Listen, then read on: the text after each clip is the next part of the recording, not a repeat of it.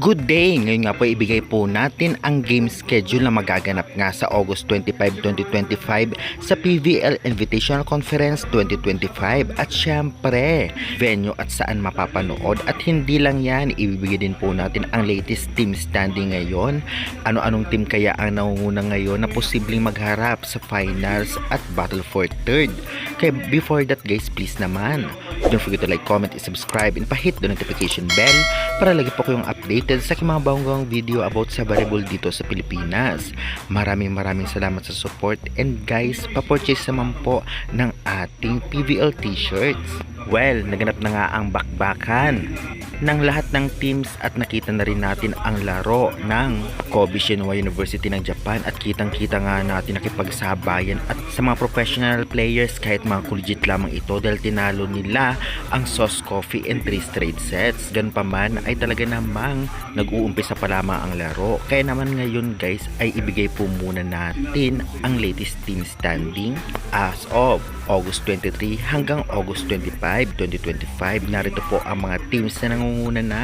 PVL team standing as of August 23 to 25, 2025. PLDT ang nangunguna 3-0, Cherry Tigo 2-2, Creamline 2-2, Kobe Shinwa University 1-0, Sauce Coffee Thunderbell 0-1 at Sinal HD Spikers 0-3.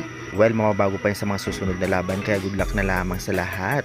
Yun naman na ibigay po natin ang game schedule na magaganap sa August 25, 2025. Ano-anong team kaya maghaharap? Narito po. Unang maghaharap na sa August 25 ang PLDT High Speed Hitters versus Kobe Shinwa University 4 PM at ang venue po nito ay sa Pearl Sports Arena. Susundan naman ito syempre 6:30 PM. Ito nga ang laban ng Signal HD Spikers versus Sauce Coffee Thunderbells. Venue, Pearl Sports Arena pa rin. Mapapanood po ninyo ito sa One Sports or One Sports Plus kung kayo ang may cable. Meron din po nito sa Signal application o Pilipinas Live application. Ngunit ang iba ay may bayad. Kaya syempre napakamura lang naman. Kaya mag-avail na. Kaya guys, kitang-kita nga natin na talaga namang ang gagaling maglalaban nga sa August 25.